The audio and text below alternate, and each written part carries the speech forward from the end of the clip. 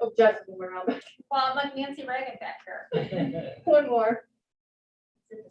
I'm smart. Right on, sir. Yep. You guys want to wait till, Yeah, we can have a. you want one right now, Brian? Yeah. You want one now? Oh, no, we can wait. No, I want two now. You can have my Brian. How old is he now? So officially, once again, this is a, kind of a thankless job at times. And the time and commitment that you guys offer on a regular basis is not taken for granted. So please, once again, we thank you. And we'll continue to thank you for your efforts throughout the school year. One of the things last night, I don't know if you're familiar with, well, that are listening right now, we attempted to hold a town hall. That recording will be live on our website very shortly. But in that, Jim King, one of the architects for our capital project, reminded me of the importance of the Board of Education in making these decisions for the school district when we think about supporting the facilities. This capital project, it's probably a year and a half in its making so far. We're still 2 years away from potentially breaking ground, right? And along the way, the Board of Education has stated they are committed to maintaining the facilities and improving the facilities so that the student experience can be enriched. And again, I don't know if you were able to hear that last night as a board member, but I want you to hear it tonight. Thank you for your continued support. Thank you. All right, we'll keep moving right along. First item on the agenda is the minutes. I'll entertain a motion to accept the Board of Education minutes for September 22, 2021. Regular meeting. Moved by Brian Byrne, Second. second by Ross Durensis. Any discussion or questions? All in favor? Aye. Any opposed? Carried. All right. Next item is the superintendent's report. So, Mr. Ryan, take it away. So we will start off. We have a member of the Searle and Company, Ben. I can't remember your last name, Ben. Owens. Ben Owens is here with us tonight to provide the summary update for the external audit presentation. This is an annual audit that is done in district. And so Ben's going to walk us through kind of a complex document, but is a pretty good way of presenting that information. So Ben, the floor is yours. All right, well, thank you. So I'll go through the executive summary. I'm Ben Owens. I'm a principal within Searle and Co. CPA. So we do conduct essentially 3 audits for the district annually. We do the financial statement audit, the extra classroom activities audit, and then we also do the federal single audit component as well. Once you have to have a federal single audit because the district spends over $750,000 in federal funds, and it was close to $3 million actually this year. So I'll talk a little bit about the executive summary. We did meet with the audit committee last week and did a pretty comprehensive deep dive into the numbers and the reports themselves. The report package contains the actual financial statements along with the extra classroom activities report and some other letters. All of those are summarized on page 1 of the executive summary, so I'll kind of take a tour through there. At the top of page 1, anyone can interject if you have any questions as well. Top of page 1, the first sequence of paragraphs is perhaps the most important document. It's our internal auditor's report. So the actual financial statements of the district is close to 100 pages. Only 3 of those pages are technically ours. That's where we're rendering an opinion on the financial statements. We're rendering unmodified or clean opinion, which is the opinion that you want. So we believe, based on all the audit procedures we performed, that the numbers shown in the financial statements and related disclosures accurately present the position of the district of June 30th, 2021. And its activities for the 21 fiscal year. In the actual financial statements themselves, you have the financial statements, and then you've got required supplemental schedules that accompany that in the back. And those are your schedules for the OPEBs, pension, and also NICEAD requires some budgetary comparison schedules that are shown in there as well. There's also supplemental information related to the capital project and to your 4% compliance. There's a calculation there for that as well. We're rendering unmodified opinion on all those schedules as well, because we feel they present fairly the information as it relates to the 2021 fiscal year. The third sequence of bullets, because the school district technically is a governmental entity, we're required to audit you under governmental auditing standards. which just means that throughout the course of our audit, we took a little deeper look at your internal control structure and then also your compliance with laws and regulations. So some additional procedures on top of the actual audit.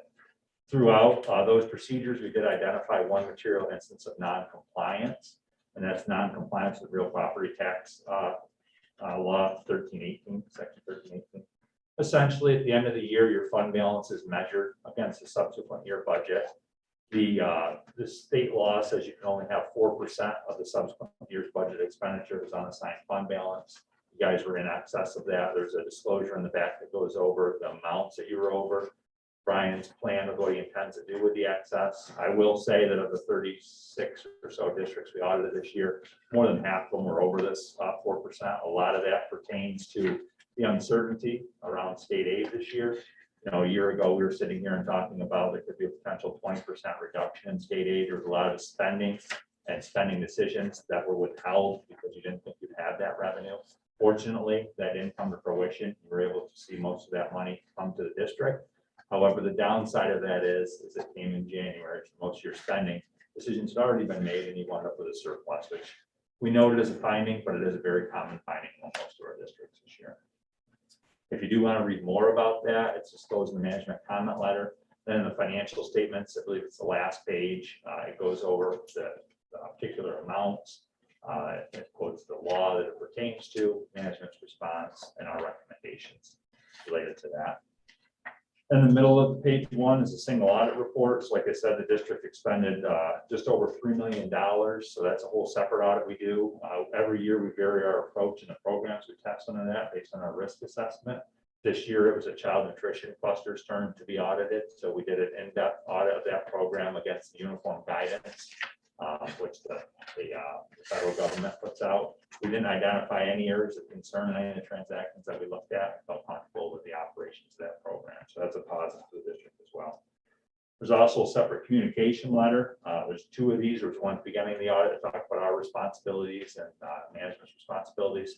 Then there's the one that's in the report package at the end of the audit. It just discloses what we feel are the most important parts of the financial statements, which would be the fact that there's accounting estimates that are interwoven into it as it pertains to the district's proportionate share of the TRS and ERS pension liabilities. Also, the actuaries use a lot of estimates in determining other post-retirement healthcare benefits for retirees, all of which is disclosed in the financial statements. We just pointed out as being significant to the financial statements. It also gives us the opportunity to disclose any difficulties we had with management or throughout the conduct of our audit. We're happy to report we did not have any. Both Scott, Brian, and Wendy were very forthright providing us with all the information we need, which is quite a lot to perform an audit of this scope.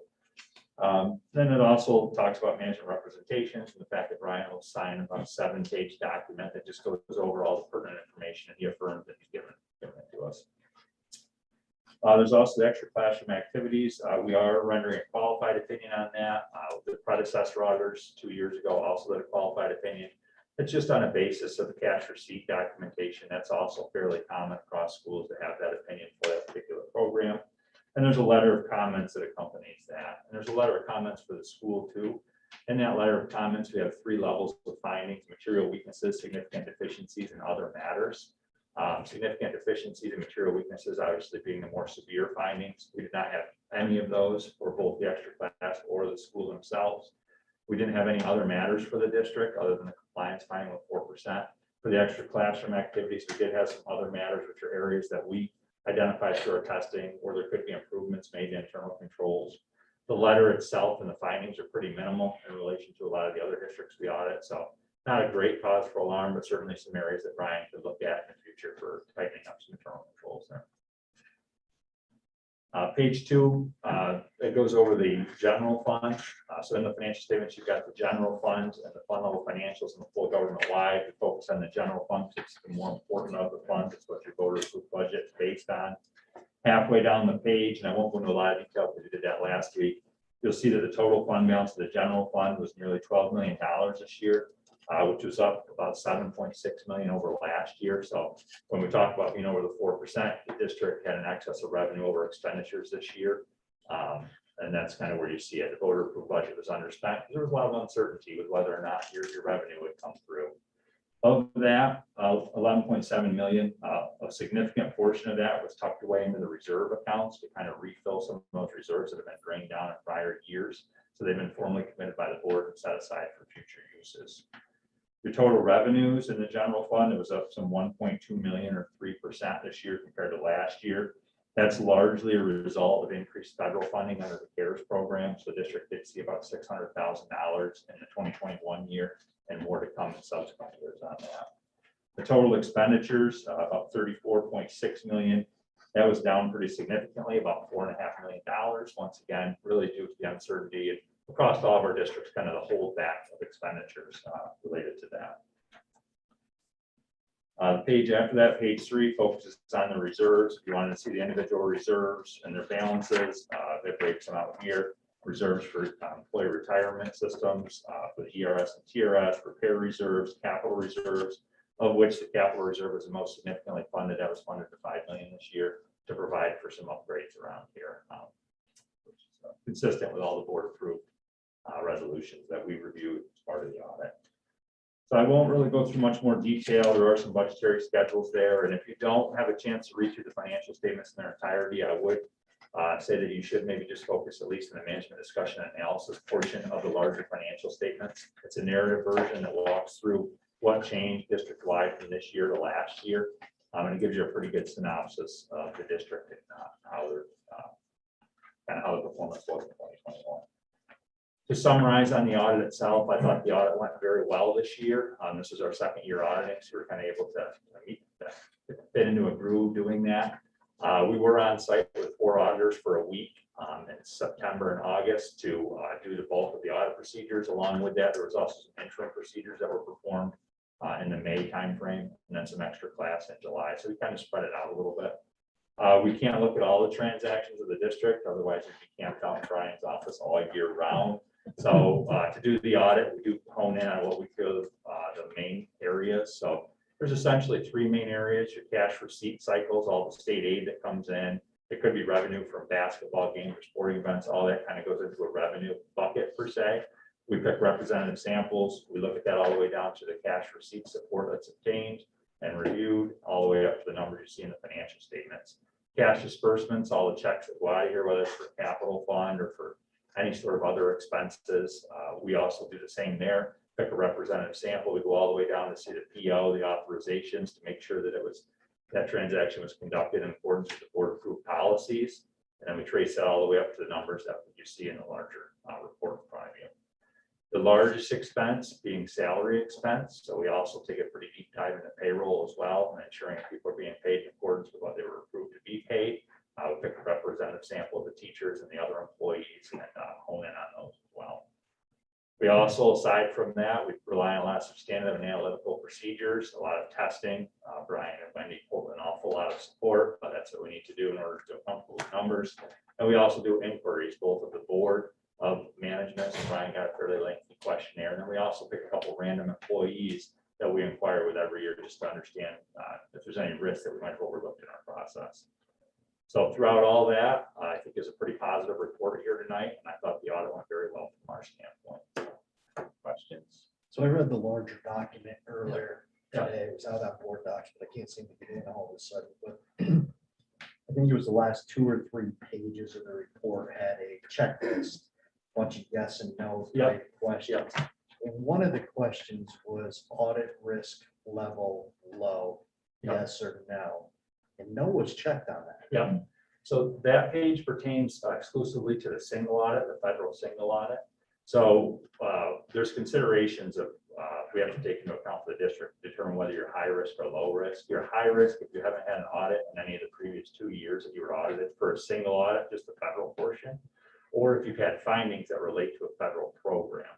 So if you're high risk, there's different parameters for how we have to test it. We have to look at least 40% of that $3 million that was expended because you're higher risk, you've had findings.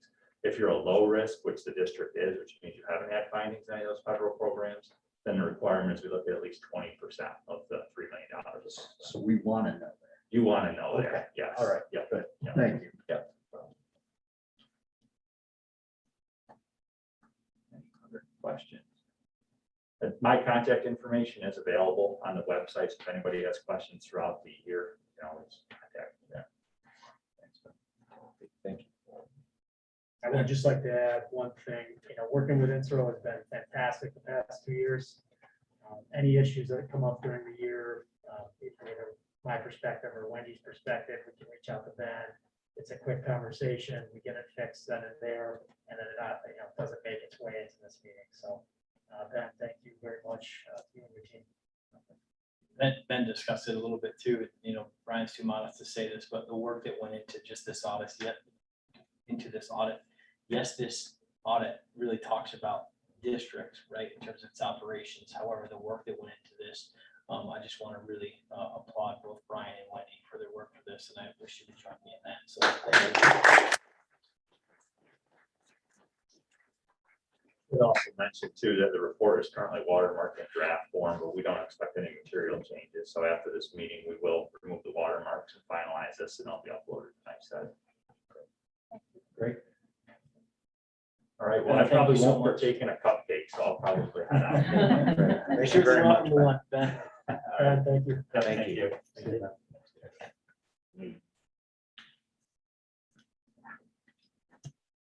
All right, next on it's the care presentation. Great. So in an effort to provide some focus around teaching and learning, I invited members of our care staff. Remember, our care staff is the Sherland Academy for Restorative Education, something we started about a year ago, a little over a year ago. This idea of really trying to provide a school within a school model for some of our students that potentially in the past have demonstrated at-risk tendencies. And we could offer more of a project-based learning environment for them to get them to ensure graduation, right, for them. So we are continuing to build that program, and I wanted to provide an update to you tonight on where that program is. And instead of me running through that program, I invited several members of the staff, including some students, to talk about their experience in the care program.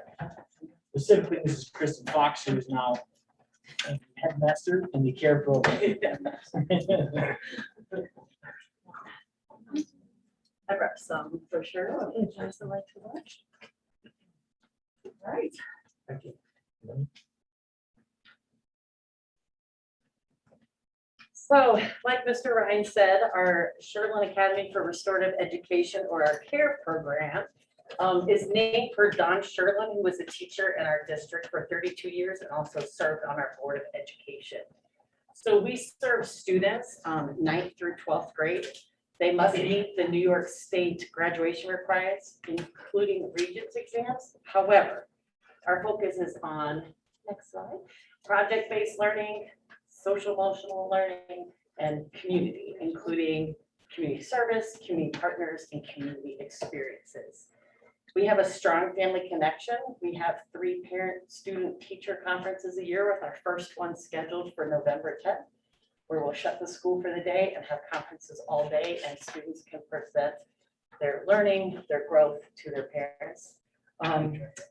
Since joining CARE this year, we have finalized our application process. We have information on the website of how to apply, and we also have continued with our professional development offered by UTech Network. Some highlights. Yes, there's 3 examples of students, just some of their information from 2019 to 20 to 2020, 21, and kind of gives you an idea of the success that they've had over the year. Student A starts off with just 3 credits, and then over the course of the year, they go from 3 credits to having some issues with referrals. The absences are obviously pretty high, and they go from to that to 6.5 credits. You can also see student B, the 51 absences, and then student C with the 31 absences, and of course failure. What you notice is the improvement over the course of the year. We can look at this, and that's the hard facts, right? And then you can also see the personal growth that the students have demonstrated over the course of the year. I would think if Mr. Sherman was here, I think we'd, he would be extremely proud of what we've accomplished so far. We always have a long way to go, but I think he would be extremely happy. I'd like to take Mr. Sherman's picture. One of my favorite things to do is I'm always talking about him to the students, and I like to take him around the room.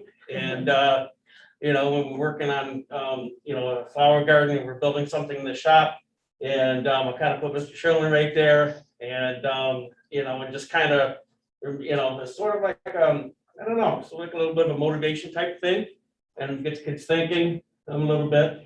And they're inquisitive, like, what, Mr. Stoddard, why are you bringing this picture? And I'm like, well, I explain who he is and how he cared very much for students who needed that little extra that the care program provides. And I could probably go on all night. I'm not going to.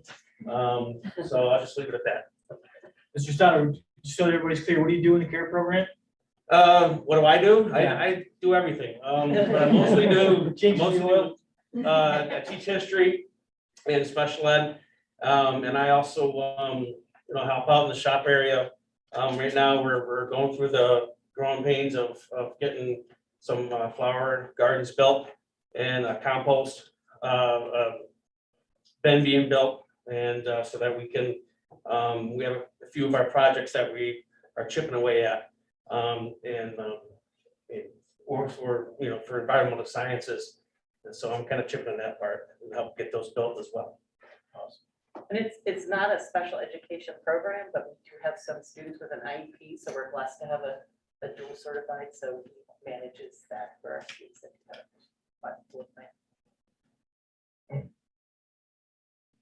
Next slide. Good evening, I'm Jenna Fleury. I am a new science facilitator in the care program. And going to focus on just what is PBL in our setting. And as we're only in year 2, we're still growing. And we're aiming to build PBL, which is project-based learning, into being the heart of our instructional practices. It emphasizes creative, collaborative, and also authentic work. We're emphasizing when we launch our projects that they are grounded in problems of life or in a particular industry. In a traditional setting, often grades are based off of their content understanding, their knowledge and thinking. But we're also shifting that focus to also include their written and oral communication, as well as collaboration with peers and also community partners. And in addition to that, really focusing on their agency, how they're taking ownership over their own learning, and also developing a growth mindset. So here's some pictures of our project work just this year. We have a couple of projects. We've got projects moving in each class, but for environmental science, we have partnered with City Hall. Should we move to the next slide?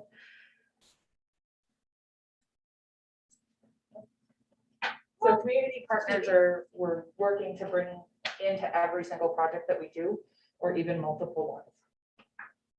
Well, when in doubt, we'll go home school here.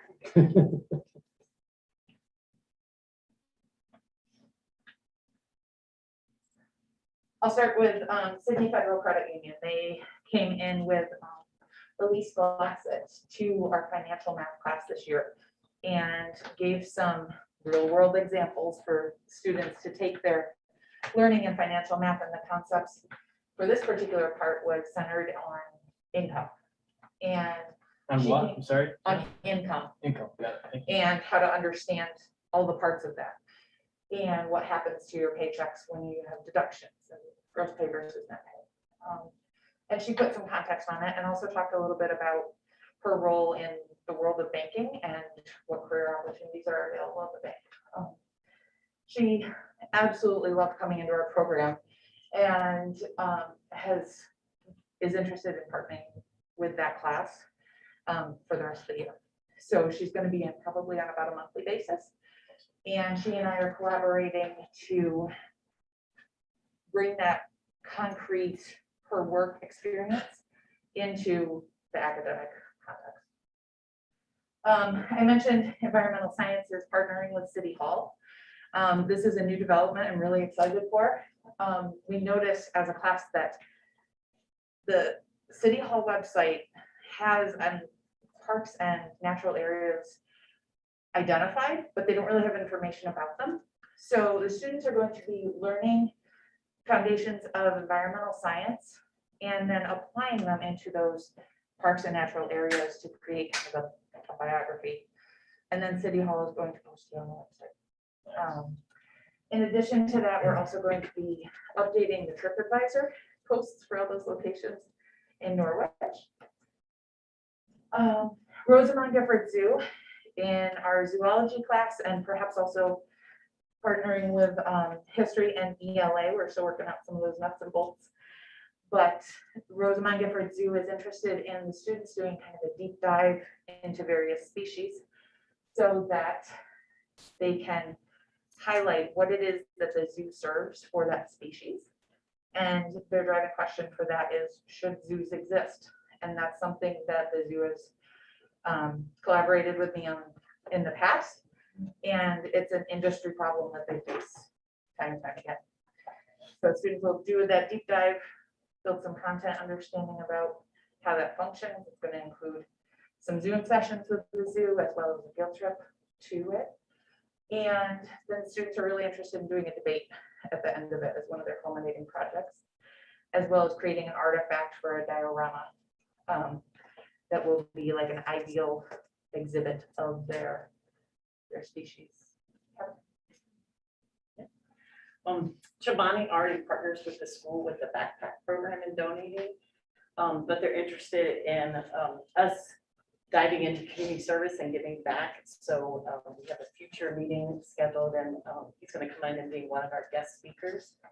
Healthy Garden started with the middle school, but we've also partnered with them, Dr. Harper, some people from Farm to Table, also from Cornell Cooperative Extension. And like Mr. Stoddard said, we're growing some, we're building some raised beds so we can grow our own vegetables. If you don't know about the CARE program, we have a full kitchen, so the students will actually be able to prepare and see it from farm to table, what they grow. We also partner with the Children's Home. So next slide. And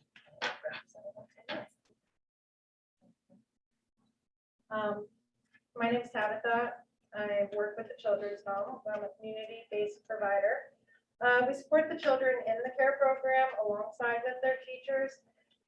We support the children in building the relationships with the community, and we seek out any opportunities we can with local businesses and give them more career explorations so that they can have shadowing, and we can actually give them the opportunity to go and maybe even seek employment with some of those shadowing experiences. We also bring in guest speakers in some of the avenues that they might want to explore in future careers. We also try to incorporate their therapy goals into everyday life, teach them care for themselves and how to use their coping skills and manage their emotions, especially in the classrooms, and then for later on in life into the careers. As an example of what we're doing right now is we're in the process of interviewing each of the students and seeing where they want to be in the future and what they're integrating to interests are, and for opportunities to get them out there into the community to actually see it in person. I'll take care of it, Brian. That mouth is hard. so with Tabitha, Keisha's over there. She's our other member from the Children's Home. And they just recently, we had a EMT come and speak to the students, and they're going to get to do a ride along. 2 of our students spent yesterday afternoon out job shadowing for that experience. So they couldn't have given us 2 better employees. We really are blessed to have our 2 our two friends from Children's Home with us every day, so. Next slide. Are we kidding? You can't even make this up, folks. Yes, it's there. So the next slide you'll see is about social emotional learning. So along with academics and career development, we focus on social emotional learning with our students. So we do have a full-time counselor. We do community building activities, and we'll be participating in the curriculum, character strong curriculum that the middle and high school are doing as well. So all students have access to counseling support at any point during the day.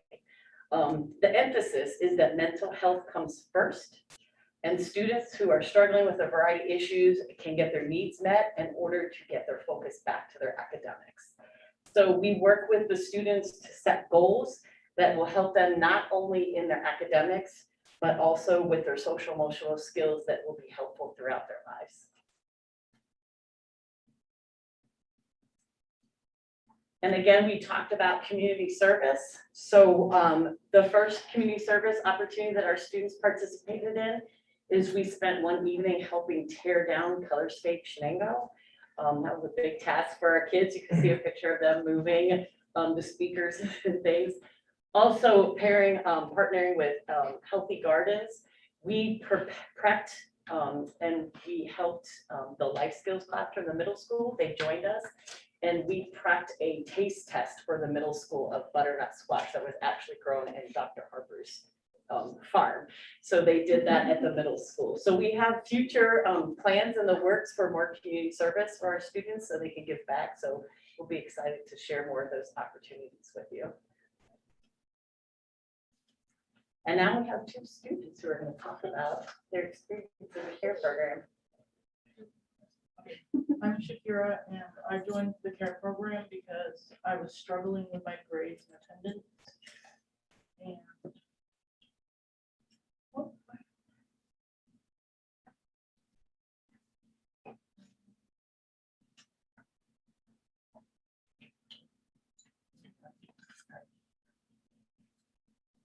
okay.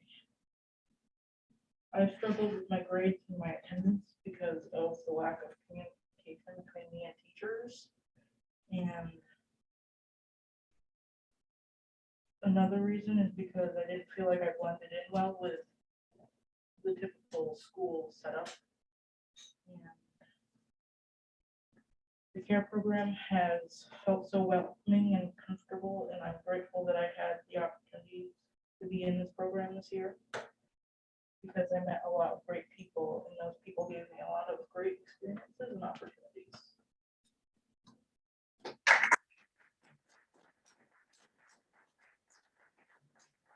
That is actually a picture of Shakira cooking. She's prepared 2 meals, and she this week is launching, starting in the high school, and then we'll expand to the district office.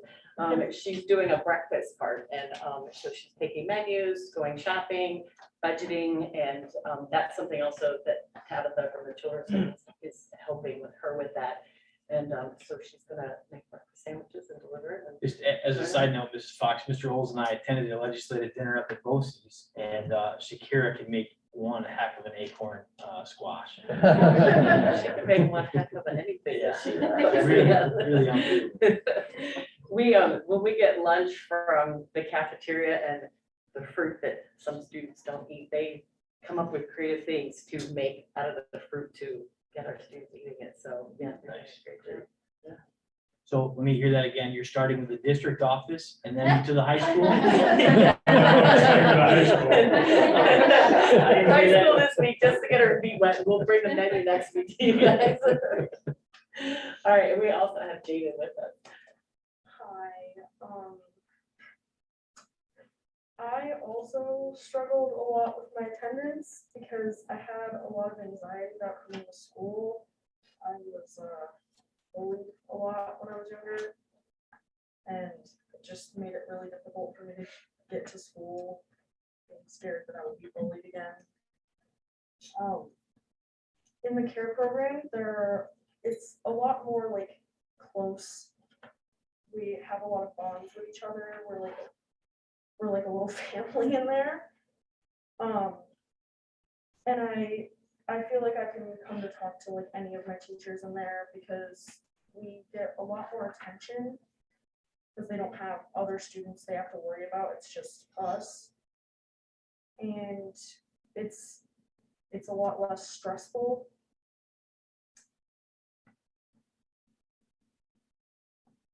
Yeah,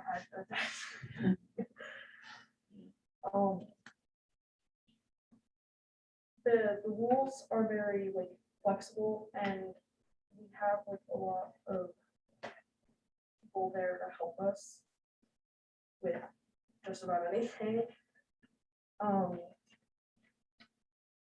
And it's done really well for me because I have some friends in there, and it's just it's really good for me. My attendance has improved a lot in the past couple of years because I feel a lot safer in there.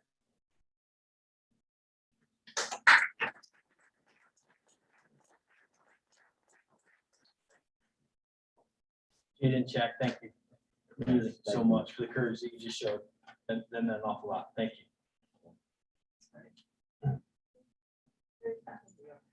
So what is different from the care program from last year to this year is I really do want to give a shout out to Tom Stoddard and Sue Webster. They were the constants in the care program last year. Teachers pushed in from the high school and they really did keep the program moving and on board. We were blessed this year to hire 2 additional teachers, Jenna Fleury and Rick Howitt. So they do the students get a lot of attention, and they're working really hard. They don't have a downtime at all during the day. We keep them busy, but it's a good busy.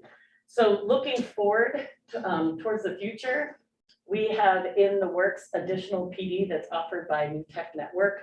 That includes looking at profile of a graduate and more instructional practices through the project-based learning. We all the time are thinking of how can we expand our community partners, what guest speakers can we bring in, and more job shadowing experiences for our students. So we would love to be able to offer more students the experience in the care program. And we hope to double next year and hopefully can hire a math teacher too to reach that goal. So that's looking towards the future.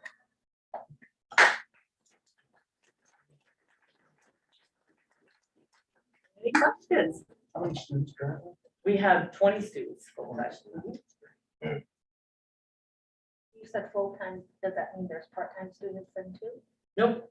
Well, we can be very flexible. We have a student who is coming in part day, just to meet his needs. So, but yeah, 20. Some of the students are enrolled in CT programming at BOCES as well. Absolutely, yes, Yep. yes. So they're half day at BCMO. Any other questions from the board? Your farm to table, is that through the Rural Health Network? Because they mentioned that at the staff meeting the other day that they were working with the Norwich School. Yeah, that's part of the Healthy Gardens Yeah, group. okay. Yeah. Well, this is all great. Don would love it. And Shakira can bench press 300 pounds. Yeah. I know that you guys, I know it's a burning question. All right. Thank you.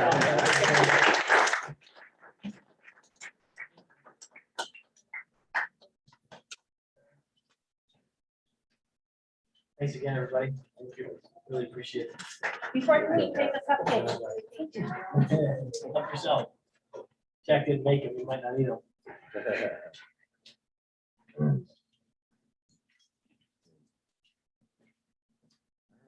One more bullet on your list there.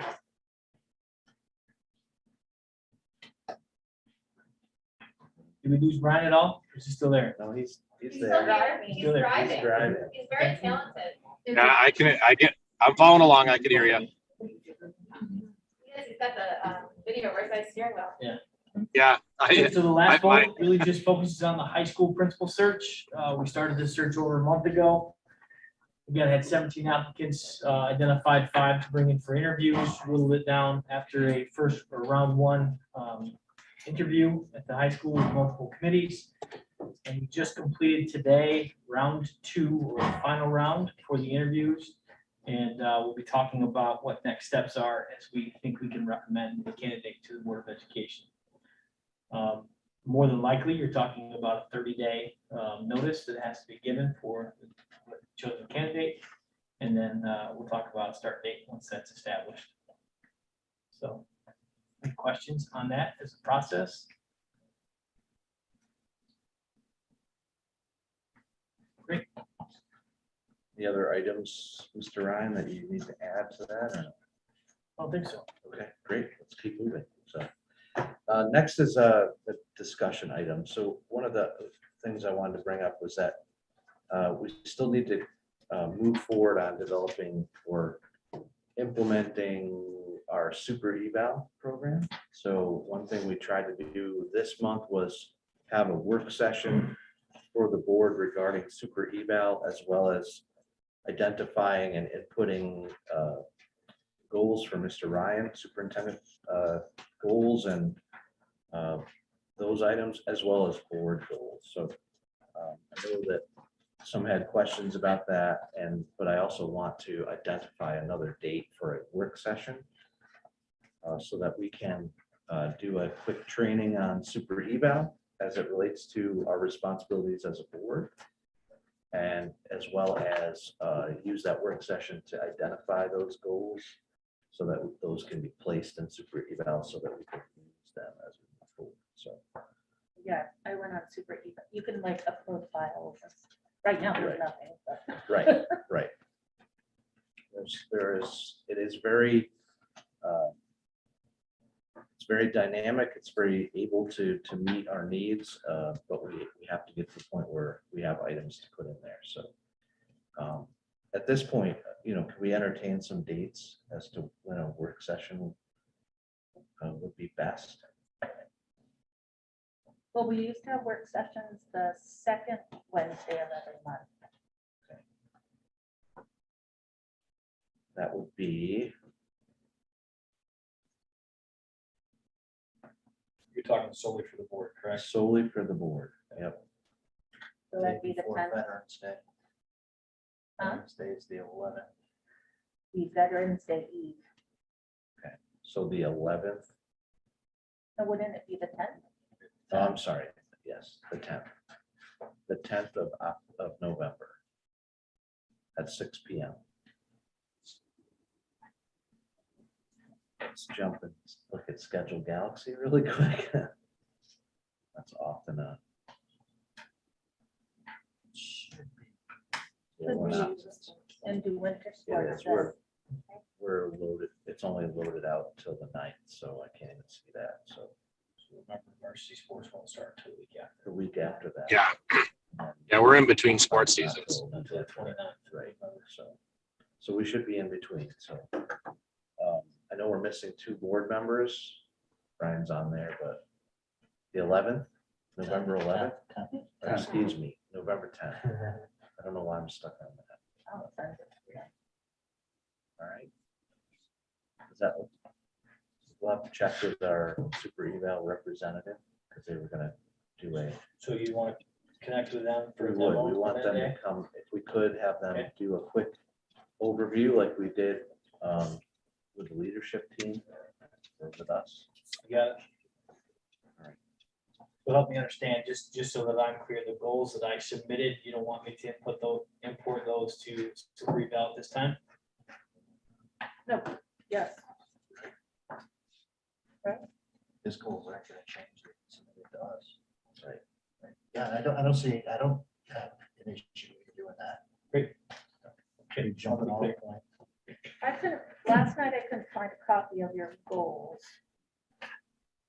Like an e-copy anywhere. It was in a prior reflection, but I sent it to you in a document. I can Okay. certainly reset it if you'd like. No, there, that's where it is. Yep. I found all the 2019 stuff.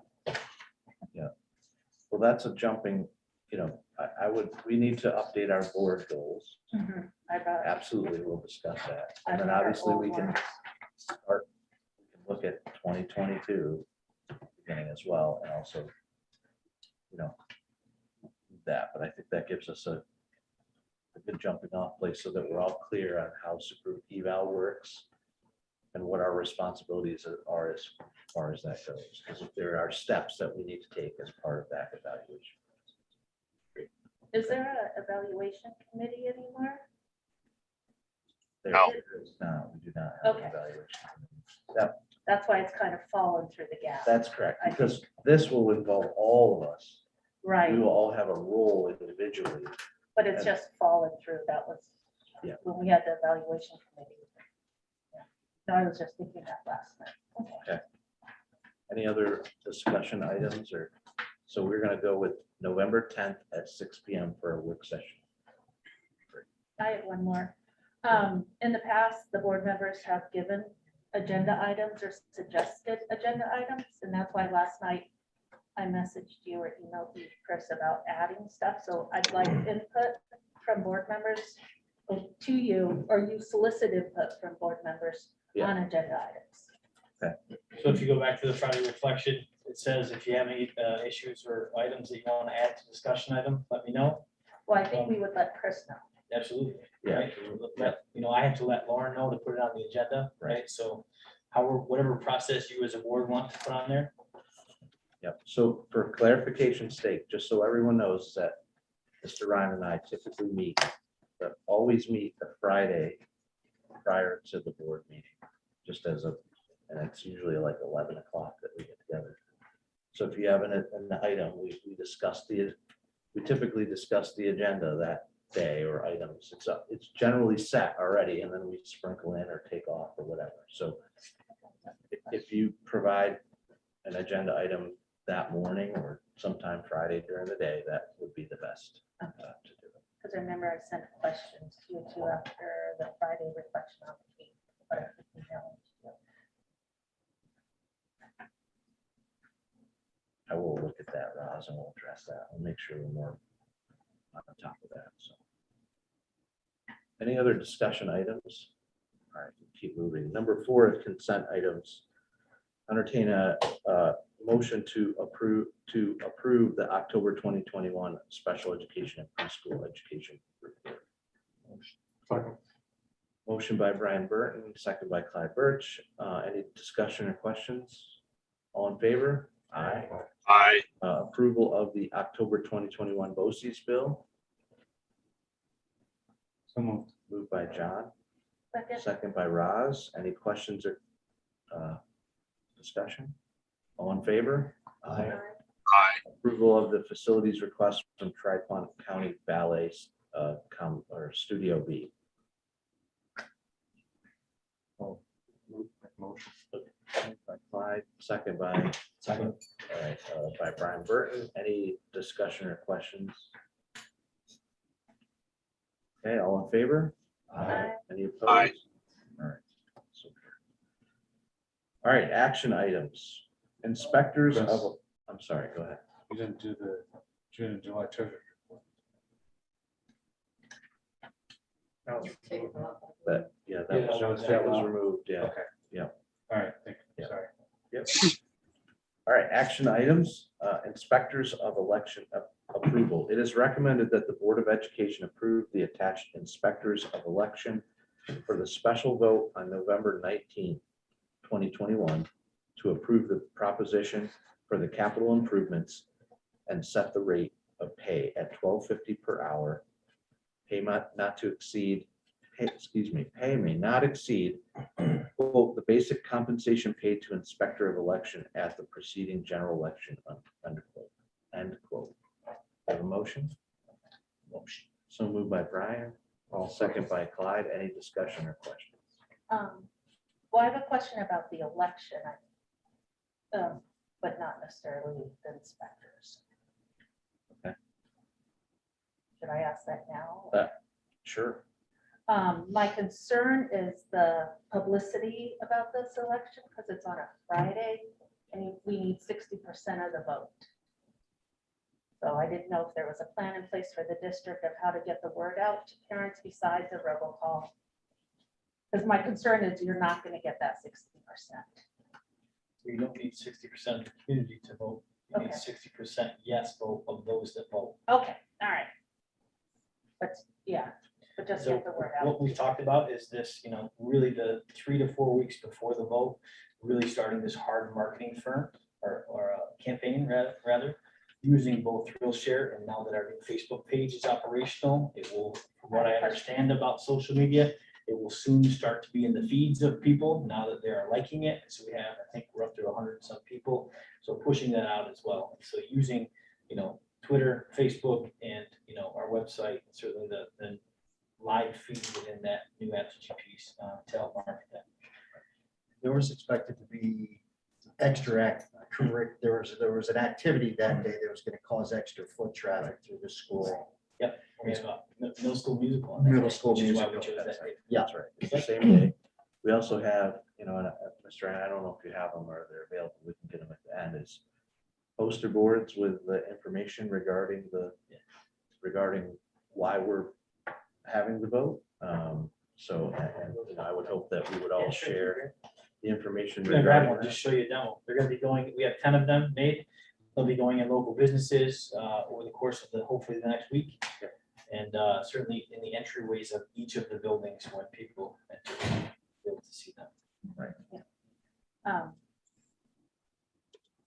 About the town hall last night and the marketing of the inspection, I was disappointed in kind of the publicity about that town hall. I think it could have been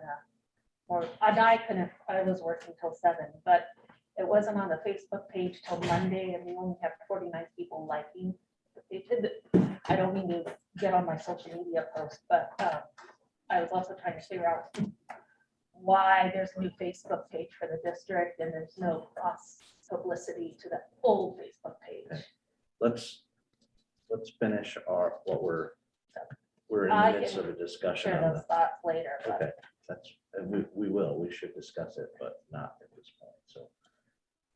Brian has the poster boards that we were talking about, so those will be out there and they do have the date and location and the time of the vote on the poster board, so those will be all over the community and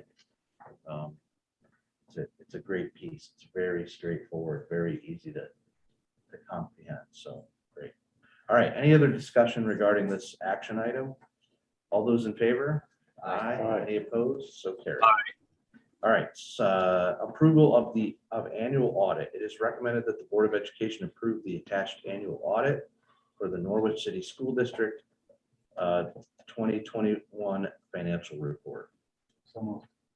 Second by Brian. Any discussion or questions? All those in favor? Aye. So carried. All right, NACASP contract ratification. It is recommended that the Board of Education ratify an agreement between the superintendent and the Norwich Association of Certified Administrative and Supervisory Personnel covering the period of time from July 1, 2021 through June 30, 2024.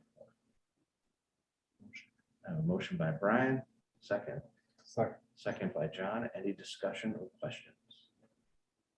All those in favor? Aye. Any opposed? Carried. NESA contract ratification. It is recommended that the Board of Education ratify an agreement between the superintendent and the Norwich Educational Support Staff Association covering the period of time from July 1, 2021 through June 30, 2025. Do I have a motion? Motion by Clyde, second by Brian. Any discussion or questions? All those in favor? Aye. Any opposed? So carried. Chobani donation acceptance. It is recommended that the Board of Education accept Chobani donation of food. Motion by Brian, second by Clyde. All those in favor? Or excuse me, any? Aye. All those in favor? Aye. So, all right. Alvogen donation acceptance. It is recommended that the Board of Education accept the Alvogen donation of hand sanitizer. Have a motion? Motion by Clyde, second. Second by Brian. Any discussion? All those in favor? Aye. All right. Roz, let's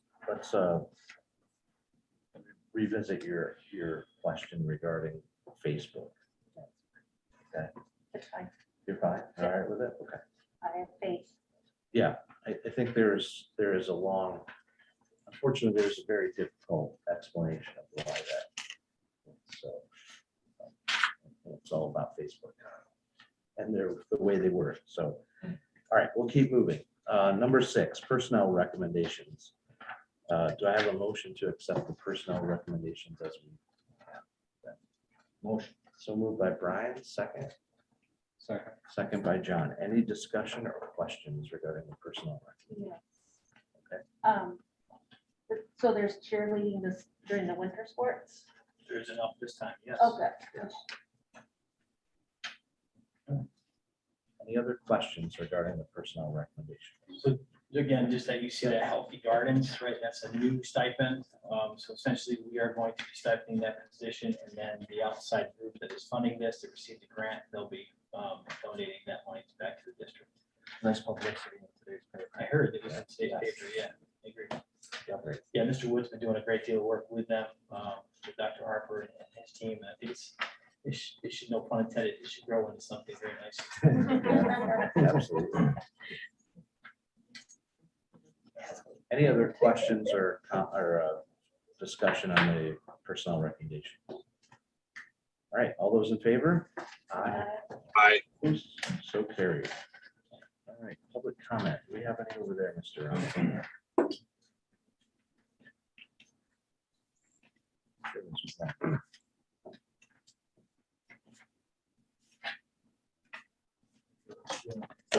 Oh, it's not there?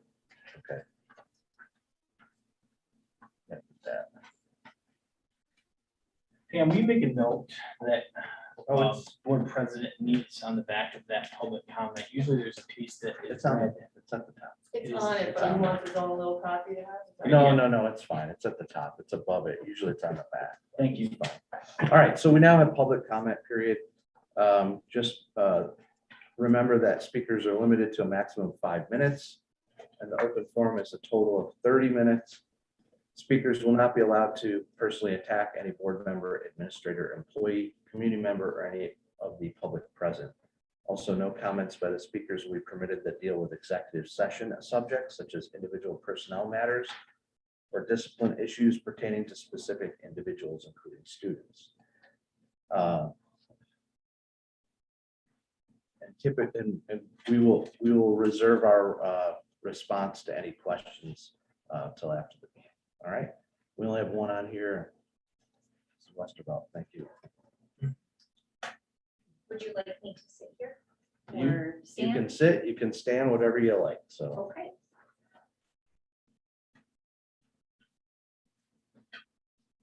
All right, so I'm Jen Westervelt. I spoke last month, but as you may recall, my husband Dave and I have a son in 7th grade and then one in 9th grade. So first, I'd like to commend our district for offering the CARE program. It was really encouraging to hear from those in that vital offering. In particular, the community partnerships in that program are really encouraging. So I think that's wonderful. Last month, the board suggested that parents be invited to take part in the conversation regarding the revision of the district's dress code. I've since reached out to Mr. Ryan and been informed that student leaders are gathering first to review the policy and propose revisions, which was also suggested at last month's meeting. So I think it's great that action steps were taken to move this forward by including students. But I also wonder about the district's approach to considering the other parties mentioned. I don't want to assume that there would be any kind of intentional decision to leave out parents or other suggested parties, so I'm asking. I realize the timeline for that particular policy is aggressive. It was mentioned that by January 1, something would be in place, I believe. At what point will others be able to take part? While our students should absolutely have an active role in their own education, there is a reason they still reside with us, their parents, who support, inform, and guide them. Also, while they do know some about life after a mere decade and a half or so of experience, there are considerations they simply won't take into account because there are things they do not yet know. That's totally fine and expected, but it is for this reason that parents, teachers, and community members with a broader level of experience should be included. Also, I was unable to attend last night's town hall meeting. I'm usually pretty meticulous with my calendar, but this particular meeting slipped through the cracks for me if it was announced prior to this week. Instead, I attended our son's football game. I wonder how many people attended that meeting. It is possible there was low participation, as there often is, which is unfortunate because you all work so hard. Everybody wants to bring this information to the community, yet the community doesn't always respond. But when there are parents who want to be included, is there space at the table for us to be invited without having to ask first or find out before we can truly make plans to attend? I'm honored to have served on the high school principal search committee. Thank you for including me and other parents who were able to contribute to that process. I thought it was very value added. Are there other opportunities like this where parents representing a variety of perspectives and life experiences can be invited to the table and take part in completely transparent conversations about what's happening in our schools? I look forward to Tuesday's parent meeting, and I'm hopeful other parents will also take part. I hope to learn more about that group and its partnership with our schools. For those of us who do want to be involved, it feels like we have to work too hard to see that come to fruition. Perhaps I'm unaware of opportunities already in place. If so, I'm interested in learning more. I would like to commend middle school principal Mr. Wood for his efforts to keep parents informed. This level of transparency is reassuring and valued. Is this occurring district-wide and on a regular basis? For example, do parents realize the social emotional screenings are taking place and what's being asked of our children? Again, we're grateful Mr. Wood has been both proactive and responsive. We love our children and appreciate the hard work of their administrators, faculty, and staff. I have to believe I'm not the only parent who wants to see increased communication and involvement whenever possible. And that's not just on you. Parents, I feel, also need to take a more proactive role. After all, the school has our children for more time than they're with us at home. And so there's a high level of trust and expectation of transparency that should come with that commitment. And for the record, this is the second time I'm speaking. I certainly don't plan to come again in November to speak, but I appreciate the opportunity to do so. I just want to share, it's not about me at all. I'm just trying to represent a void that I observe. And I'm hopeful that other parents will be able to feel the same way I do and prioritize involvement in supporting you and what you're trying to do for our community. So I think that I look forward to learning more because perhaps I don't know, this is just our second year actually having students here in the district. So I may be ignorant to some aspects, but I think there's real room for growth in this area. So thank you. Thank you very much. You're welcome.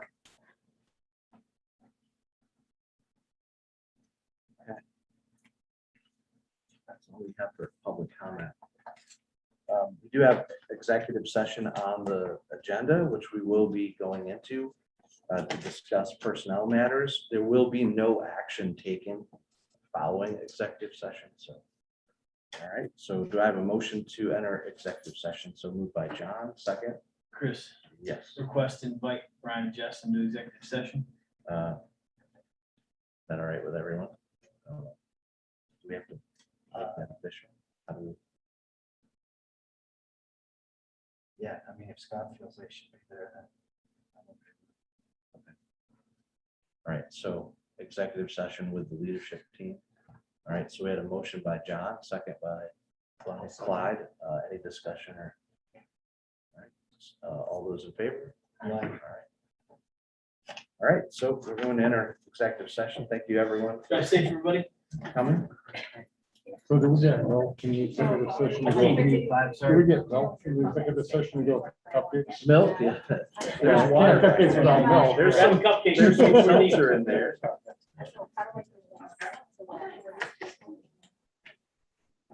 Chris, can you hear me? Can't hurt that. That's right. Chris Holtz, can you hear me? Yeah. What's the Yeah. parent thing moving to, is that PTA? Yeah, drive from home. But it's Got more of a PTA. PTSA, right, Rod, yes. So she would have it. So I don't want to be Let's just go back up here. I don't want to be a whiny guy. Yeah. But my name's not on it. Is it? Really, BB? What is Oh, that? Right man, here, it's right here. not. Scott, what does that say? Right here. Well, Right you know here. what, neither What is. does that say? Here, Rob, right you're here. recording the second one down. I'm sorry. Yes? Go Hey, ahead. yeah, put junior on there, little letters, because I forgot to. Oh. Come What on. did I do it? Yes. Okay. Brian, go write your name on it. No, Still says live on. I YouTube. have I officially don't have to carry any responsibility. No, I'm here, Have a but marker, I'll put Ryan's name up I'm there for not you. exactly sure the top. No, stop it. Get a cupcake. Because of what I Are you? text, it's Brian. Yeah. He couldn't unmute. Brian. Stand by, guys. Brian, you're Stand on. by. I'm I'm not not sure sure now. now. He wasn't able to unmute.